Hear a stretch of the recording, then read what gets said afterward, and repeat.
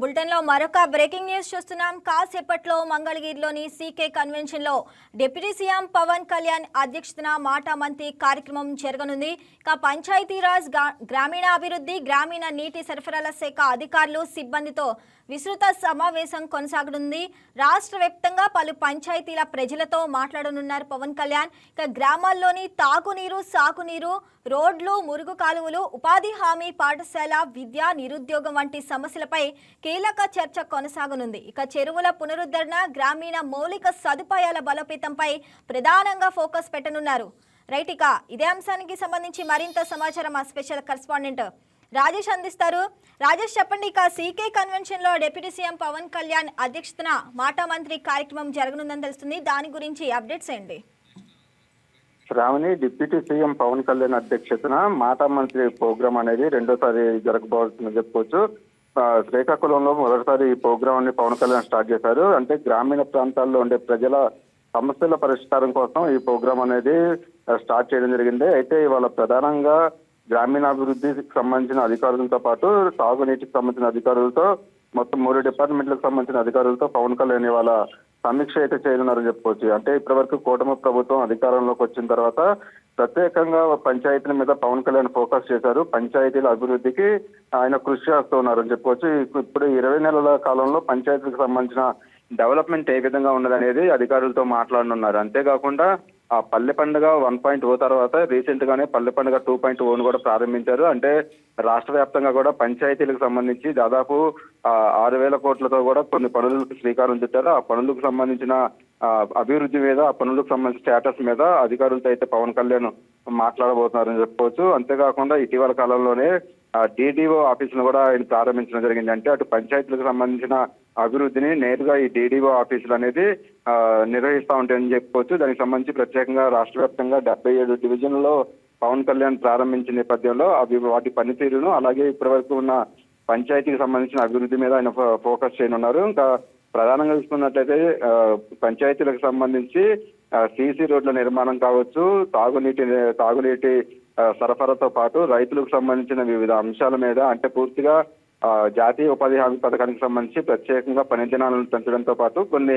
వ్యవసాయ ఆధారిత పనులను కూడా జాతీయ ఉపాధి హామీకి అటాచ్మెంట్ చేయడంతో వాటి పనితీరు మీద కూడా పవన్ కళ్యాణ్ అయితే అధికారులతో మాట్లాడనున్నారు. అంతేకాకుండా దాదాపు 13,000 గ్రామ పంచాయతీకి సంబంధించి గ్రామ సభలు నిర్వహించడం, ఆ గ్రామ సభల్లో తీసుకున్న నిర్ణయాలు, తీర్మానాలకు సంబంధించి పనులకు ఎంతవరకు వచ్చాయనేది కూడా అధికారులతో మాట్లాడబోతున్నారు. అంతేకాకుండా ప్రత్యేకంగా కేంద్ర ప్రభుత్వం తీసుకొచ్చిన జలజీవన్ మిషన్ అనేది ఆంధ్రప్రదేశ్ వ్యాప్తంగా కూడా దాని మీద సీరియస్ గా పనిచేయాలంటూ కూడా ఇప్పటికే అధికారులకి అటు పవన్ కళ్యాణ్ కూడా సూచనలు చేశారు. అంటే ప్రతి గ్రామానికి తాగునీటిని అందించే లక్ష్యంతో జలజీవన్ మిషన్ అనేది ప్రతిష్టాత్మకంగా తీసుకునే నేపథ్యంలో వాటికి సంబంధించి ప్రధానంగా నీటి సరఫరా శాఖ అధికారులతో కూడా పవన్ కళ్యాణ్ వాళ్ళ మాట్లాడబోతున్నారు. అంతేకాకుండా ప్రధానంగా నిరుద్యోగానికి సంబంధించి, ఎందుకంటే ప్రస్తుతం ఆ యువతకు సంబంధించి రాబోయే రోజుల్లో వాళ్ళకి నిరుద్యోగం లేకుండా ఎలాంటి చర్యలు తీసుకోవాలి, గ్రామీణ ప్రాంతాలకు సంబంధించిన యువతకి ఎలాంటి స్కిల్ డెవలప్మెంట్స్ నేర్పించాలి అనేది కూడా అధికారులతో అయితే సమీక్ష చేయబోతున్నారు.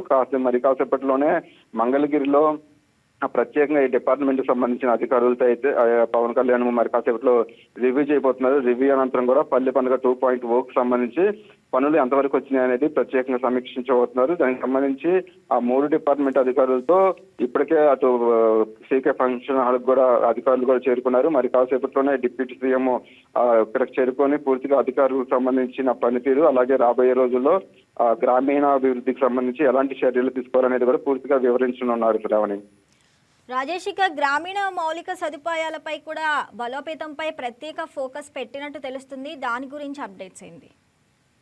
ఖచ్చితంగా మౌలిక సదుపాయాలకు సంబంధించి ప్రధానంగా గ్రామీణ ప్రాంతాల్లో రైతులు ఎదుర్కొన్న సమస్యలు కావచ్చు, అలాగే ఆ సీసీ రోడ్ల నిర్మాణంతో పాటు రైతులు తమ పండించుకున్న పంటని టౌన్స్ కు తీసుకెళ్లి, యార్డులకు తీసుకెళ్లి అమ్ముకోవడానికి ప్రత్యేకంగా రోడ్ల నిర్మాణం అనేది నిర్మించాల్సి ఉంటుంది. కాబట్టి వాటి మీద ప్రత్యేకంగా ఆయన ఫోకస్ చేశారు. అంతేకాకుండా ప్రధానంగా డ్రైనేజీకి సంబంధించి సరికొత్త టెక్నాలజీతో మ్యూజిక్ డ్రైనేజ్ అనేది కూడా ఒక ప్రతిష్టాత్మకంగా పైలట్ ప్రాజెక్ట్ గా తీసుకున్నారు. కాబట్టి అవి రాష్ట్ర వ్యాప్తంగా కూడా దాన్ని ఇంప్లిమెంట్ చేసే విధంగా అటు అధికారులకైతే సూచనలు చేయబోతున్నారు. అంటే పూర్తిగా పంచాయతీ వ్యవస్థ గత వైసీపీ ప్రభుత్వంలో అస్తవ్యస్తంగా తయారైంది. అటు జాతీయ ఉపాధి హామీ పథకానికి సంబంధించి కూడా కొంత అస్తవ్యస్తంగా తయారైన పరిస్థితులు ఉన్నాయని చెప్పుకోవచ్చు. అయితే పూర్తిగా కూటమి ప్రభుత్వం అధికారంలోకి వచ్చిన తర్వాత పంచాయతీ శాఖగా అటు పవన్ కళ్యాణ్ ఛార్జీ తీసుకున్న తర్వాత ప్రత్యేకంగా ఫోకస్ చేశారు.